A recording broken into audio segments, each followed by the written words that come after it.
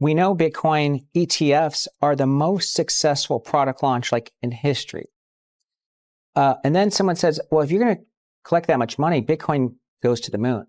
But it turns out Bitcoin's risen, but it's kind of churned. I think what happened is a couple things. One is a lot of these ETFs may have been receiving in-kind exchange. So people have their crypto keys, give it to the ETF provider, and then they just stepped up their basis. So that's not going to push up the price of Bitcoin. It adds to their AUM. It's a wash. Yes, it's a wash. And the second is that Lee explains that part of the recent price stagnation stems from in-kind transfer as a process, where long-time Bitcoin holders move their assets into ETF vehicles without initiating new market buys. While this increases ETF assets under management, it doesn't create upward pressure on Bitcoin's price. It's essentially a wash. Trade capital is rotating, not accumulating, highlighting a structural nuance behind why Bitcoin's price may appear muted, despite record ETF inflows. And before that, be the one who says I was here before 100K. I'm on a mission to hit 100K subscriber before 2025 ends. Help me get there. Subscribe now and drop your thoughts on the market in the comment. Let's win and grow together. we know Bitcoin ETFs are the most successful product launch like in history. And then someone says, well, if you're going to collect that much money, Bitcoin goes to the moon. But it turns out Bitcoin's risen, but it's kind of churned. I think what happened is a couple things. One is a lot of these ETFs may have been receiving in-kind exchange. So people have their crypto keys, give it to the ETF provider, and then they just stepped up their basis. So that's not going to push up the price of Bitcoin. It adds to their AUM. It's a wash. Yes, it's a wash. And the second is that the ones who aren't involved in ETFs, but maybe they have $10 Bitcoin. We have clients that have bought Bitcoin at $100, and now it's 100,000. They're not looking to, they don't care if Bitcoin goes to a million. They are probably sellers at around 100,000. So we're churning the base now because 95% of the institutional world doesn't own Bitcoin, but a very significant portion of Bitcoin holders are sitting on huge gains. So I think this is the churn that's happening in Bitcoin now. But of course, the companies that serve Bitcoin, like Coinbase or Circle, have seen huge growth, and they've been the best IPOs and the best stocks. So it's almost like maybe you won't make money trading Bitcoin, but look at the infrastructure providers. They've been great stocks. Dave, the question then maybe goes to you from a macro perspective when it comes to exchange-traded products versus cryptocurrencies. What's the next big thing? Is it going to be maybe Ethereum-based funds, Solana-based funds, or do we kind of diversify out into some of the companies that are involved in the Bitcoin ecosystem, Dave? Well, I mean, it's hard to know with a speculative asset like Bitcoin where a top is and where the flows are. In this one case, I'll correct Tom, there is no current creation in kind for Bitcoin. So nobody's been able to magically transform their low basis Bitcoin into new basis ETFs. But that doesn't mean we haven't seen a lot of folks take their exposure out of a wallet situation and put it into an ETF where, let's be honest, it's a whole lot easier to transact. It's actually much cheaper. Buying the cheapest ETF right now is cheaper than most direct cash to Bitcoin transactions you could make in any crypto exchange. I think that's been very attractive.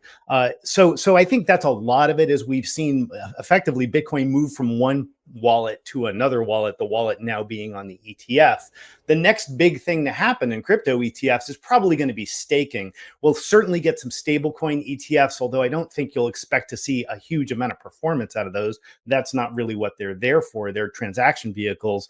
But we have two filings present right now for Cayman-based Solana and ETH staking products that would allow people to participate not just in the growth of the coin's value, but in its use in the DeFi ecosystem, where you can actually generate significant yields, often a few points above what you might get in a regular sort of more normal fixed income type instrument. So we'll see those products launch this year, I'm fairly certain.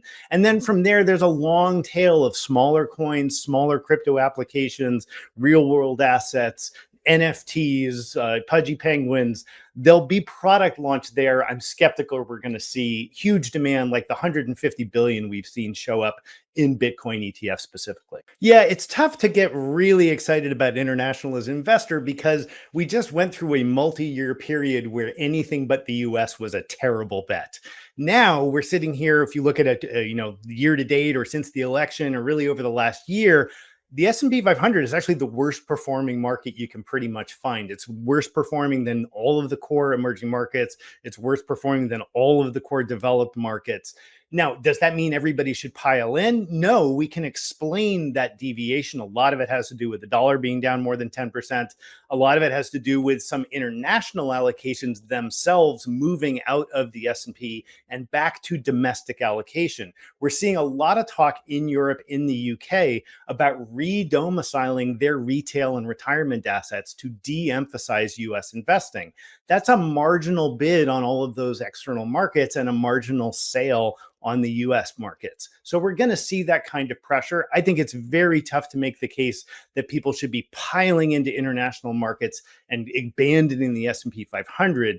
But if you have an extraordinary amount of home bias, if you are 100% US invested, this is a good reminder that international diversification is good for a reason. It helps you zig a little bit when you zag like we have been this year. Over 95% of international markets are SMID, small mid-cap companies. Of the 25 largest companies in the world, 21 are domiciled in the US. There's a reason the US is the sort of the marquee, most liquid market, because once you go outside the US, you don't find, there's not like a Meta in every country. There's not a Palantir in every country. These are uniquely American businesses. So I think that if someone's making a bet on Europe, as Dave says, it's probably cheap beta or it's a factor bet. And I don't have a problem with anyone diversifying that way. But if someone says the US exceptionalism is over, so I'm going to be long Germany, that's a real tactical mistake because there's no FANG in Germany, Mag 7. Tom Lee draws a compelling lesson from his experience as a wireless analyst, having witnessed the sector grow from 34 million to 9 billion users. Yet, despite that exponential adoption, wireless stocks peaked just 1/3 of the way through the growth cycle. His takeaway: secular growth doesn't guarantee stock outperformance. Investors tend to overpay early, front-running long-term adoption curves. As expectations become priced in, returns plateau. Lee warns that today's AI and cybersecurity sectors may be following a similar arc, massive long-term potential, but with valuations that may already reflect much of that future.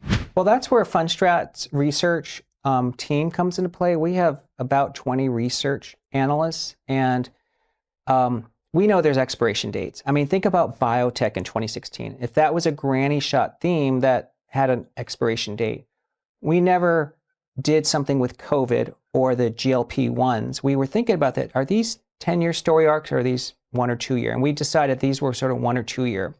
So to us, there is going to be expiration dates. One thing's very obvious to me is when I look at the wireless industry, I grew up as a wireless analyst.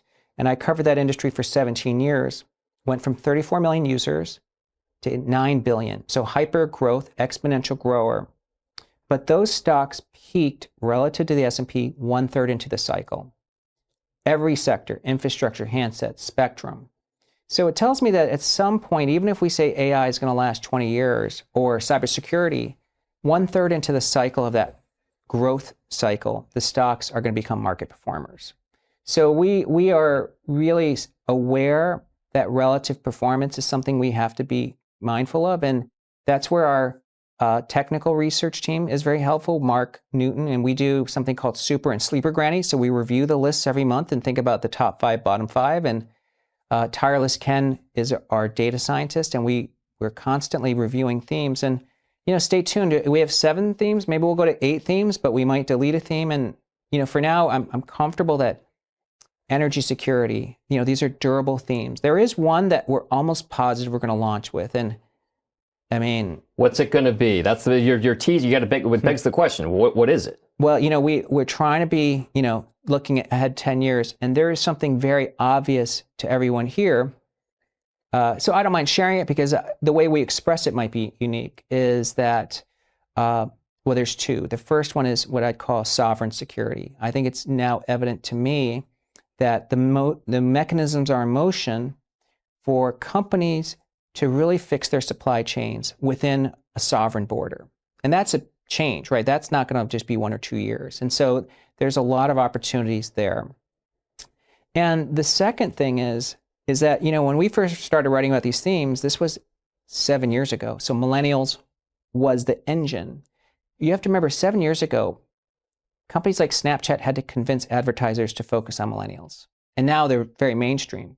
But that means we need to be focusing on Gen Z and then Gen Alpha. So we might have to evolve our demographic theme to kind of orient towards the younger cohorts. And so these are important adjustments that we're playing with, but when we turn it on, it may not be for a couple of years, but I'm kind of sharing our thought process.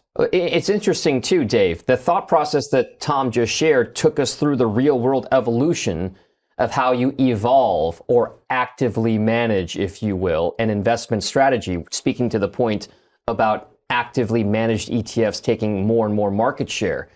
The active management philosophy, is that one that can get as much traction 5, 7, 10 years from now as the passive management side or indexing side of things had in that first 5, 10 years of the ETF life existence in and of itself? I think we'll get some traction. I think it's very hard to compete against 3 basis point beta as the core of a portfolio. And I think most long-term investors are going to continue to have a passive core. Where active has gotten a lot of traction has been in the edges.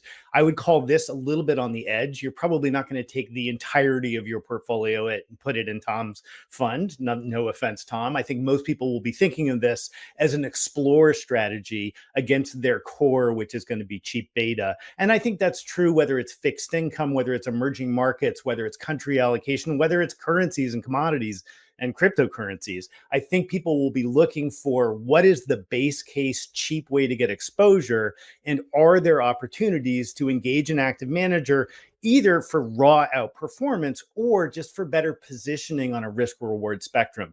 That's the smart way, I think, to think about active management, and it does seem to be how most of the market is adopting it. Tom Lee once again proves why he's one of the most insightful market strategists today. From his nuanced breakdown of Bitcoin ETF flows to his evolving thematic strategy and long-term global vision, his analysis goes deeper than surface level. Headlines: in a world flooded with noise, Lee zeroes in on what actually matters: data, macro trends, and investable themes. Whether you're navigating crypto, managing a global portfolio, or trying to stay ahead of the curve, his approach blends conviction with caution and innovation with discipline. Please like and subscribe. ***, who won't believe what's next? Click and see.